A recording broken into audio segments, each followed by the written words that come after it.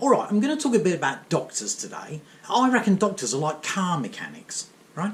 You go in with your car, it's got a bit of a noise, bit of a rumble, and you talk to the mechanic and the mechanic goes, that'd be a big end, mate.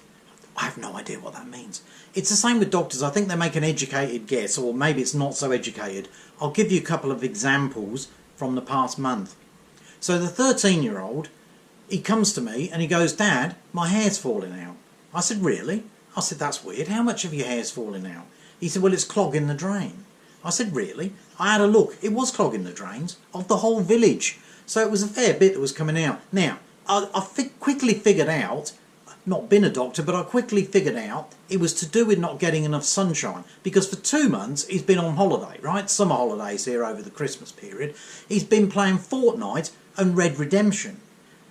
They may look like you're playing outside, but you're not. You're inside, obviously, right? So he hasn't seen any sunlight, and he's got his blinds down in his room and all this. Doesn't matter what you say to him, he won't go out, right? So I'm like, that's vitamin D. Vitamin D deficiency. You're obviously not getting enough.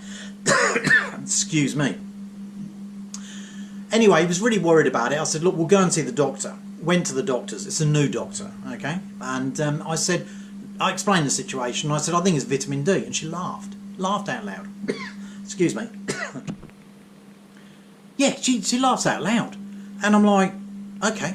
She goes, I mean, she's a doctor. She should know, shouldn't she? She goes, I don't think it's anything. What do you mean it's not anything? His hair's falling out. She said, often hair just falls out.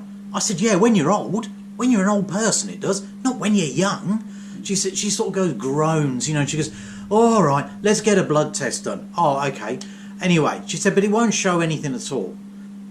Right. So we get a blood test done. And then we have to go back. She's got the results, of course. So we sit down. She looks at it and she goes, just as I thought, there's a vitamin D deficiency. This time I laughed and she just looked at me. Why are you laughing? I said, because I told you it was vitamin D before. She said, no, you couldn't have done it. It's obvious it was vitamin D. He needs to get out and about a bit more. And I felt like saying, and get off Fortnite. Yeah, absolutely.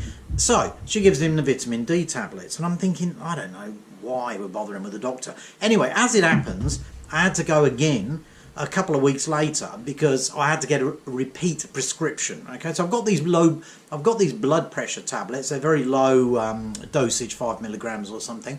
I'm telling you all about my private life now, aren't I?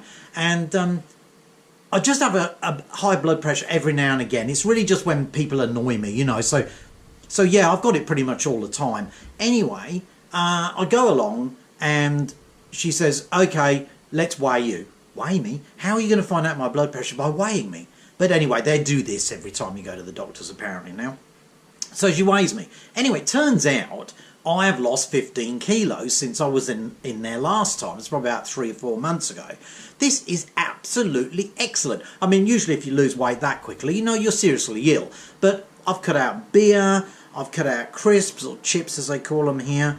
What is that about, by the way? Chips. See, anyway, let's not go there. We'll talk about that another day. But crisps, okay? I've given up sugary stuff, although to be honest, I don't really have a sweet tooth, you know, I've said this before. So that's not really been an issue. But anyway, I've lost this weight. This is brilliant. And I've been walking the dog more as well. Of course, I left my full-time job back almost a year ago now. I mean, time flies when you're enjoying yourself. I was working for News Corp. Thank you, Mr. Murdoch. One of the worst jobs I've ever had, I've got to tell you.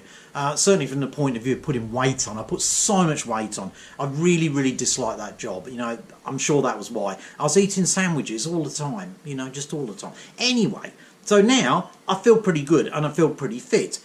But my blood pressure is still high. So I said to her, well, how am I going to lose? How am I going to get the blood pressure down? She goes, well, what you want to do is you want to eat more sensibly. You want to lose weight and do more exercise. And I looked at her and I said, but we've just been talking about that. I've done that. I've done all of that. And my blood pressure's still a bit high. She said, it must be hereditary. And I thought, you know what? I figured that out about 30 years ago, you know. And I thought to myself, why on earth have I come to this doctor?